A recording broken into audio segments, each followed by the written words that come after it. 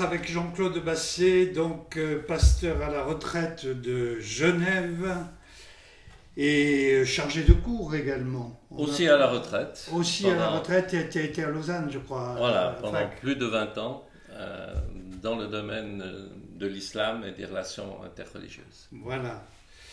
Et donc, dans le canton de Vaud, vous avez un collègue pasteur, Shafik Keshavji,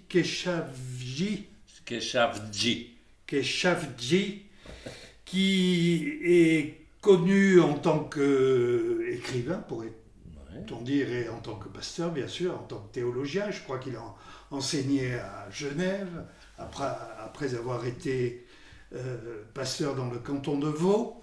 Oui. Et avoir fondé la plateforme de dialogue de l'Arzilier à Lausanne. Je crois que c'est important. Oui.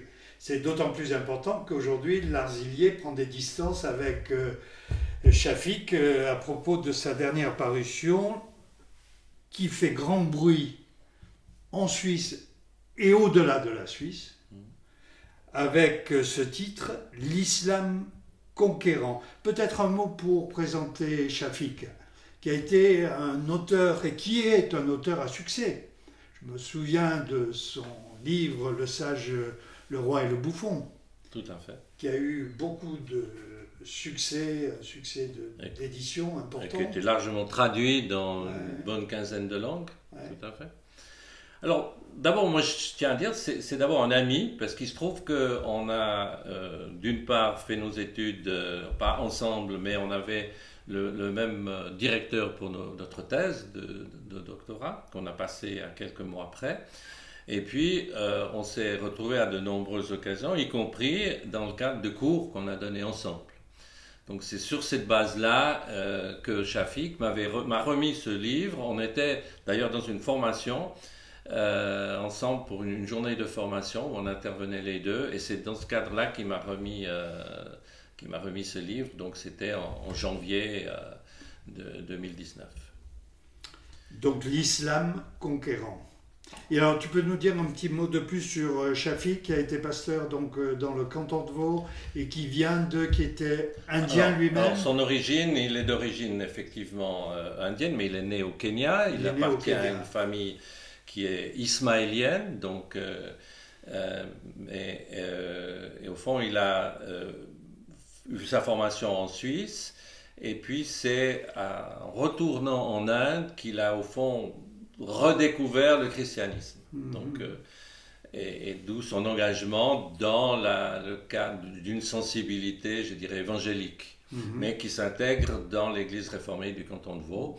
Il a été pasteur, il a été donc responsable pour les questions interreligieuses, et il a un engagement de longue date, à la fois dans le domaine interreligieux, mais aussi œcuménique. Il a écrit un livre à 3 voix, ou à 3 plumes sur orthodoxes, catholiques et protestants pour essayer de dépasser les clivages traditionnels. Donc c'est plutôt quelqu'un qui cherche le consensus et aujourd'hui il a lancé un appel qui est cet islam conquérant. D'accord.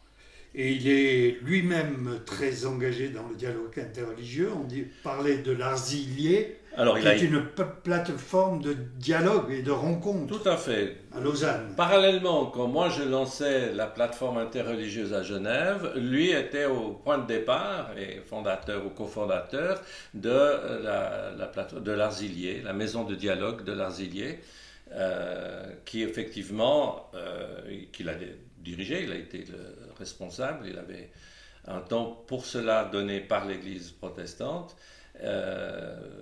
jusqu'au moment où après il est parti comme enseignant, comme professeur de théologie à Genève. Et là, de multiples engagements aussi en Afrique et ailleurs. Donc il a un certain rayonnement.